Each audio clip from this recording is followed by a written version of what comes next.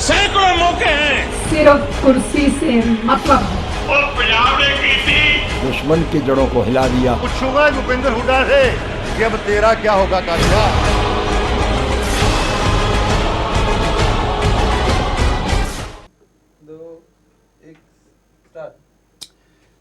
तो बीजेपी का दिवाला निकल गया है। आपने सबको चारों खाने चित कर दिया है। बड़ी जीत आप पार्टी के और उनको मुबारकबाद। और मोदी साहब ने चाय पर भी बुलाया है। अब चाय वाले खुद को कहकर संबोधित करते थे और चाय के नाम से ही मोदी ब्रांड शुरू हुआ और उसी के तहत जनता का दिल जीता। खास चर्चा करते हैं, बीजेपी की हार पर मंथन करते हैं। मेरे साथ कुछ मेहमान मौजूद हैं। इंट्रोड्यूस करवा दूं मैं आपको। डॉक्टर परमजीत राणू हैं। आप अन्ना हजारे के खास सपोर्टर भी रहे हैं और राष्ट्रीय अध्यक्ष सहस्त्रधारी सिख पार्टी से भी संबंधित हैं। काफी ज्यादा एक्सपीरियंस है आपका राजनीति में। और दूसरे जो मेहमान मेरे साथ मौजूद है, दिनेश जांगड़ा जी हैं। आप राजनीतिक विशेषज्ञ हैं। सबसे पहले रुख करेंगे परमजीत राणू जी का। आप अन्ना हजारे के साथ भी काफी लंबी मुहिम के तहत उनके साथ जुड़े हुए नजर आए। हमने खुद देखा है आपको, पंजाब में भी काफी सक्रिय रहे। क्या कारण आप मानते हैं जो आप पार्टी ने सबको चारों खाने चित किया है? देखिए, सबसे पहला मुद्दा जो था वो एंटी करप्शन था। और एंटी करप्शन मुद्दे को लेके जो आम आदमी पार्टी का गठन हुआ, केजरीवाल जी अन्ना हजारे जी की मूवमेंट में से ही निकले हैं। तो ये एक बहुत बड़ी बात थी जो आज एक प्रैक्टिकल रूप में लोगों ने जिसे एक्सेप्ट किया। एक्सेप्ट तो इसे लोगों ने पहले भी किया था। अनफॉर्चुनेटली कुछ हालात ऐसे बने जिनमें कुछ गलतियां हुई या कुछ प्री मैच्योर डिसीजंस हो गए, जिसकी वजह से जो है सत्ता से दूर होना पड़ा केजरीवाल जी को। लेकिन उसके बाद में लोकसभा में भी हमारे पंजाब की तरफ से तो फिर भी 4 मेंबर पार्लियामेंट जीत के पार्लियामेंट में गए और एक पार्टी को स्टेट लेवल की रिकॉग्निशन भी मिली है आम आदमी पार्टी को। और आज जो ये जो दिल्ली में बिल्कुल मैंडेट मिला है और मिल रहा है, आपके सामने है कि हमारे पास आ रहे हैं रुझान के 65 सीटों पे आम आदमी पार्टी 70 में से आगे जा रही है।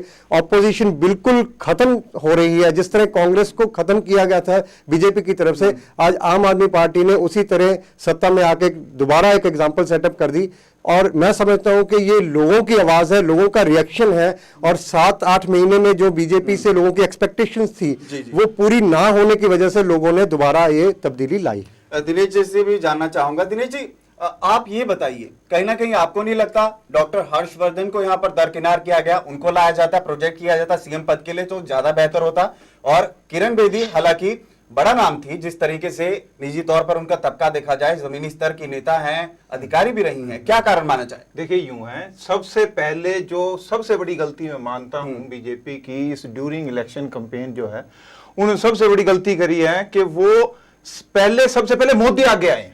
अच्छा। उनके पास कोई था ही नहीं सीएम पद के लिए कि कौन सा सीएम पद के लिए होगा। और जबकि आपके जो पार्टी है वो शुरू से ही केजरीवाल जो है सीएम का चेहरा था उनका, बिल्कुल। और उनके पास कोई चेहरा था ही नहीं। मोदी साहब ही आगे दिखाई दे रहे थे, मोदी साहब ही आगे आ रहे थे, अपने आप को उन्होंने खुद ही प्रोजेक्ट कर रखा था। जब उसके बाद में जितने भी वहां पर लोकल नेता थे जिन्होंने 30-30 साल तक मेहनत कर रखी थी या 25-25 सालों से लगे हुए थे, उनको सारों को दरकिनार करके एक नया चेहरा सामने रख दिया गया। अच्छा। वो सबसे ज्यादा बड़ा कारण बना है इस बात का कि जो बीजेपी है वो आज इस स्थिति में आ चुकी है। लेकिन दिनेश जी, आप ये भी देखिए ना, जिस तरीके से हमने महाराष्ट्र का चुनाव देखा या फिर जम्मू कश्मीर का चुनाव देखा, झारखंड या फिर हरियाणा की बात की जाए, उन्होंने मुख्य तौर पर किसी सीएम का चेहरा नहीं दिखाया था। लेकिन यही उनकी बड़ी गलती लगी। यहाँ पर दिल्ली में जो यहाँ पर एक ऐसे व्यक्ति को उन्होंने जो है ना सीएमशिप का चेहरा बना दिया जो कि था ही नहीं कहीं पर, बीजेपी की साइड से तो कभी था ही नहीं। ठीक है, सिर्फ और सिर्फ ये देखने के लिए, बल्कि मैं कहता हूं और ज्यादा उलट गया, जबकि क्योंकि किरण बेदी जो है आप गुट की ही एक मंजी हुई कलाकारा थी पहले, ठीक है, परंतु आज की डेट में उन्होंने उनको अपनी तरफ बुला के ये दिखाने का प्रयास किया कि हमने आपको तोड़ दिया है, जबकि ऐसा हुआ नहीं, संभव नहीं हो पाया जो कि मोदी साहब चाह रहे थे। तो आप बताइए, ये जो किरण बेदी वहां गई, आपको इसका भी फायदा मिला? देखिए, बात ये है कि किरण बेदी एक एडमिनिस्ट्रेटर थे जी, और वो पुलिस के आला अफसर रहे हैं। लोगों के मन में एक बात जरूर थी कि जब यह पुलिस ऑफिसर थी तो उस वक्त इनका नाम क्रेन बेदी भी कहा जाता था इन्हें, क्योंकि ये लोगों की गाड़ियां और लोगों की रेडियां क्रेन के साथ उठवा के ले जाती थी। तो लोगों ने कहा, ये जब कमिश्नर थी, मैं खुद गया दिल्ली में चुनाव में, तो मैंने देखा लोगों को, उनसे बात की, और लोगों के ये रिएक्शंस थे उस वक्त कि जो हमारी क्रेन बेदी जो थी वो हमारी गाड़ियां उठा के ले जाती थी, हमारी रेडियां उठा के ले जाती थी। अब अगर इनको सुपर कॉप को अगर सुपर सीएम बना देते, सुपर पावर दे देते, तो पता नहीं क्या करेंगे। ये एक लोगों में था। और नंबर 2, जो भाजपा के आला या सीनियर कार्यकर्ता थे, उनके मन में ये था कि हम इतनी देर से ग्रास रूट से वर्क करते आ रहे हैं, तो कभी ये पूर्वांचली वोटर्स को लुभाने के लिए इन्होंने अपने उपाध्याय जी को आगे किया गया, लेकिन ये सारी बातें जो है पीछे हट गई। बिकॉज जब इन्होंने किरण बेदी जी को एक मुख्यमंत्री के तौर पे प्रोजेक्ट किया भाजपा ने, ये बहुत बड़ी गलती थी उनकी, लेकिन ये आम आदमी पार्टी को रास आ गई है।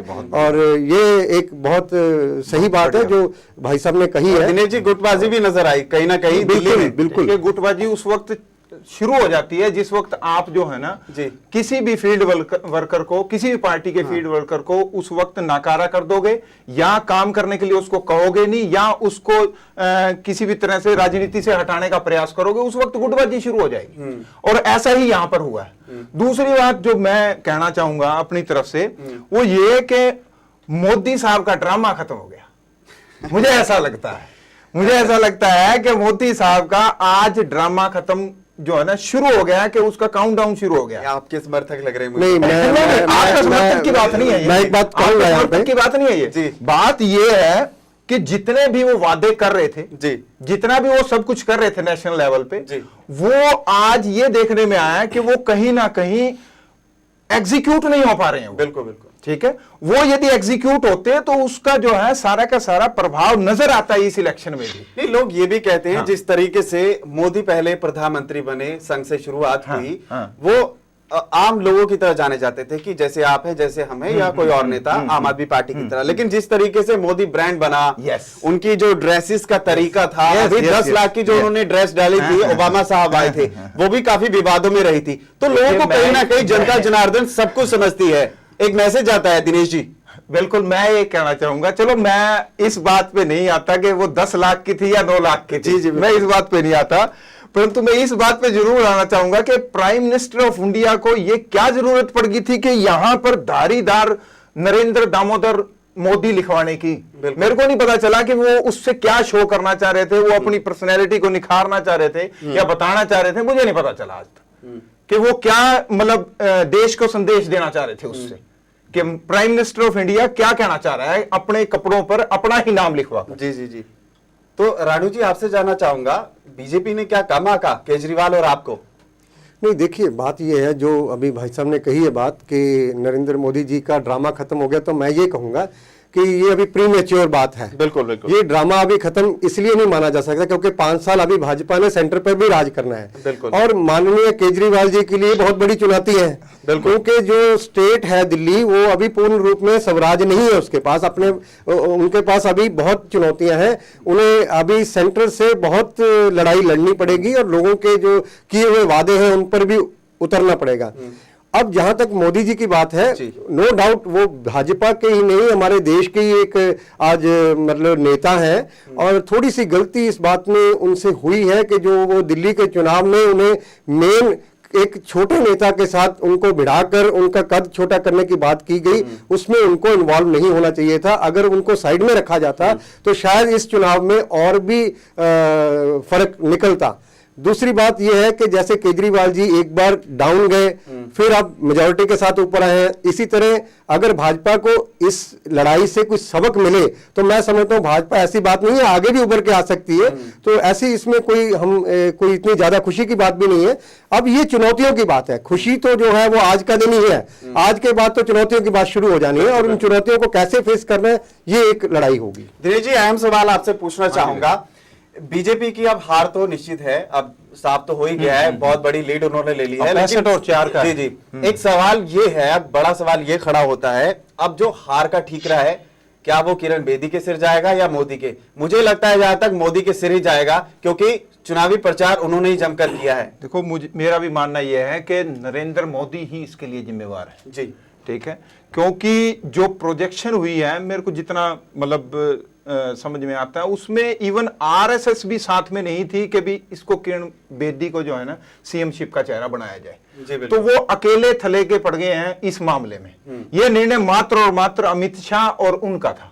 अच्छा, ठीक है, जिससे कि अब ये पता चल गया कि उनके निर्णय में जो है ना बल तो नहीं है, लेकिन संघ का हस्तक्षेप तो रहा ही है हमेशा से, खुल रहा है, और इस निर्णय में नहीं है। परंतु अच्छा, इस निर्णय में किरण बेदी के वाले निर्णय में वो बिल्कुल भी साथ में नहीं था। लेकिन इसका राणू जी, इसका कारण क्या माना जाए?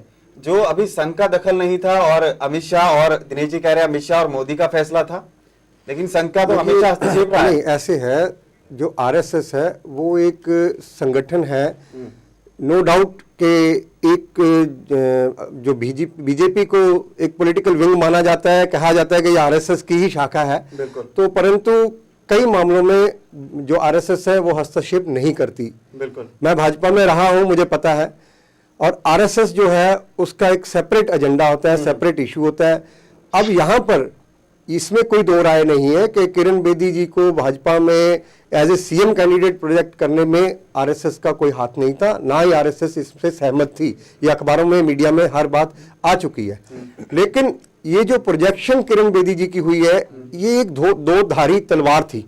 और उस वक्त ये लग रहा था कि शायद आम आदमी को तोड़ने के लिए, आम आदमी पार्टी को तोड़ने के लिए किरण बेदी एक एटम बम का काम करेंगी और एक बहुत बढ़िया कैटलिस्ट का काम करेंगी। लेकिन वो बैकफायर कर गया, वो जो इनका हथियार था वो बैकफायर हो गया है।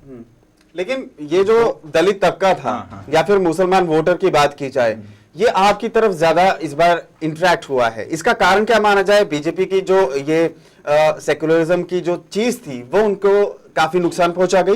देखो, ये जो भारतवर्ष है ना, इसको आप हिंदू राष्ट्र नहीं घोषित कर सकते। बिल्कुल ठीक है। यदि इसको आप, जब भी इस चीज का प्रयास किया जाता है, जब भी भाजपा की तरफ से जो एक मतलब हिंदुत्व का नारा देती है हमेशा, बिल्कुल बिल्कुल, तो उसको जब भी ये माना जाएगा ना कि भी इसको हिंदू राष्ट्र घोषित करने में जब भी प्रयास किया जाएगा या शक्ति लगाई जाएगी, वो उसके खिलाफ चली जाती है। और यहाँ पर भी ऐसा ही हुआ है, यहाँ पर भी ऐसा ही हुआ है कि वो हिंदुत्व का ही नारा देते हैं हर बार, और उसमें वो विफल रहते हैं हमेशा। ठीक है।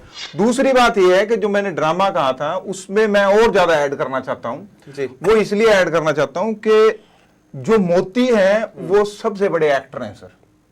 नहीं, एक्टर तो कहा नहीं जाएगा, एक्टर तो जिस तरीके से नेता नहीं है सर, पूरा देश वो संभाल रहे हैं, ना सर, पूरा देश वो संभाल रहे हैं सर। परंतु सर आज की डेट में मैं ये जरूर कहना चाहूंगा कि तबके का व्यक्ति प्रधानमंत्री बन जाता है, उसके बाद देश को ये तो हमारे लोकतांत्रिक जो सेटअप है उसकी वजह है, उसकी वजह है कि चाय बनाने वाला व्यक्ति, लेकिन एक कमांडर अच्छा होगा तो देश भी अच्छा चलेगा। वही मैं कह रहा हूं जनाब कि कमांडर वो अच्छे नहीं है, वो विफल हुए हैं। नहीं, मैं कमांडर अच्छा कह रहा हूं, वो कमांडर अच्छे नहीं है, कमांडर अच्छे नहीं है जब तक ये दिख रहा था कि वो कमांडर है, जब तक तो ठीक चल रहा था जी। आज ये पता चल गया कि वो कमांडर नहीं, मात्र एक्टर हैं।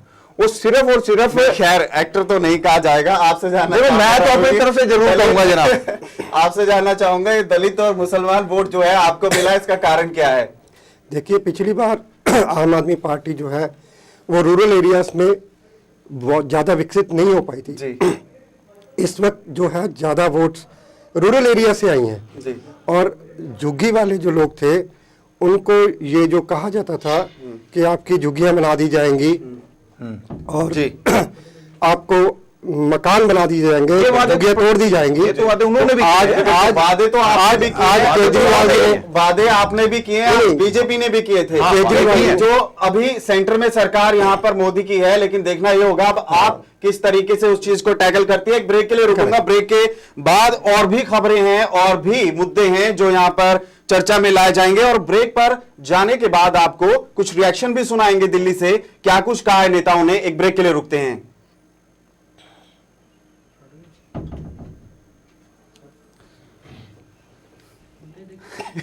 पानी दे रहा था। सैकड़ों मौके हैं, सिर्फ कुर्सी से मतलब और पंजाब ने की थी। दुश्मन की जड़ों को हिला दिया। पूछूंगा भूपेंद्र हुड्डा से कि अब तेरा क्या होगा कालिया।